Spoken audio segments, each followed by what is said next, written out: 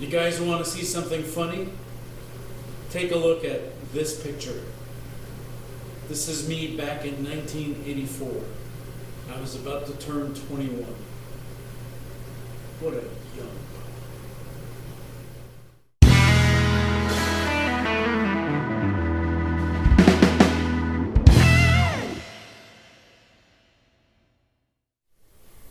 Hey gang, Mark LeBlanc welcoming you back to the Alley Cat Workshop. This is I believe it's the fourth video in the series on the RCH dresser or dish cabinet, whatever you want to call it. So in the last couple of weeks, I've completed the third cabinet, the structure of it. So that's one big part that's done. Finished all the parts that are exposed inside. And also what I did is I put some varnish on 3 of the 4 panels, so that will cover the back or the backings of the 3 cabinets. So that's the next step. That's really the step I want to accomplish today. In a couple of days, I'm going to go back to my lumber yard and I'm going to go pick up a bunch of white oak, and that will be the wood that I will be able to use to make the front or the facing of the cabinets, and it's going to start to really look and take shape at that point in time. So this is very exciting. So far it's been structured. Now it's going to be the nice touches that are going to come out. This cabinet is so big that you'll notice that I've got some room here. Reason being is that I've temporarily just parked my lathe and my wood cart, my lumber cart outside. At the end of the day, I'll bring them back inside. Of course, I don't want to lose them. But for today, for this amount of time, or this moment in time, I do need to give myself a little more room to move and to work with. What I'm going to do is take each of the cabinets, put them onto their back so that I have access to the back, and then I'll be able to glue and nail in the backings a lot easier than if I wanted to go behind. There really isn't a whole lot of room to maneuver in the back there. So that's the plan, is to get that there. I tackled each cabinet individually. You're seeing me work on the second cabinet right now. I learned all the necessary lessons while working on the first one, believe me. So here's the process. Each cabinet is getting to be quite heavy. So the first step is to flip the cabinet on its front face and center it on the base. Then I check it for square and make any adjustments as necessary. Next, I pick up the 1/4 inch backing board and do a dry fit, just to make sure everything's in order. And next, I mark the side where the middle and bottom shelves will line up. That will be useful when it's time to secure the backing with brads.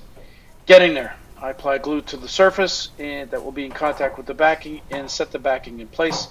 When everything is all lined up, I bring the backing back and I tack the backboard with 1-inch brad nails. Can I say back more often now? Now, if you remember those marks that I did before, believe me, I'm glad I did that, because with my 4-foot level, it's easy to identify where the middle and bottom shelves are, and that makes the tacking process really bulletproof after that. Finally, I apply my branding iron to the middle top of the backing board, and then I'm done. I flip the cabinet back up and go to the last one. Now, at this point, I'm done. It's time to go pick up some lumber.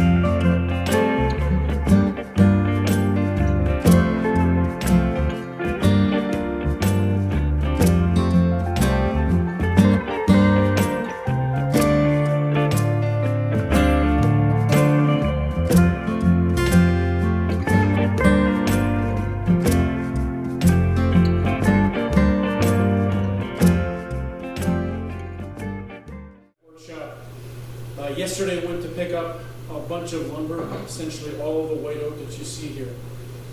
I need to take the project to the next phase, which is building all of the framing that goes in front of the cabinets.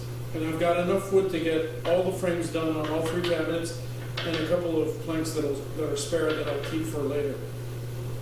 I got these pre-cut to 4 feet in length, so that was so that they would fit in the car easily. The pieces I need to make are slightly less, so what I'm going to do is start milling these today. That means edging, face planing, putting it through the planer, cutting them down to final width, and also hopefully have enough time to cut them to final length. And in the coming days, then we'll start doing the assembly. So a pretty busy day today, certainly a very dirty day. Hey, goes with this turn. I started by jointing one edge in order to be able to safely do an initial rip cut of the boards. I ripped these about a 1/4 inch wider than final width, just to give me some wiggle room. I then cut the pieces to length at the miter saw. The pieces that will go from the floor to just below the counter, I could cut to final length. All the other pieces, I cut about 1 inch more than what the plan called for. Because as you know, it's a lot easier to remove wood than to add it to a piece that's too short. At this point, I can properly start milling my boards by cleaning and flattening one of the faces of each board and confirming a square edge. All that is done at the jointer.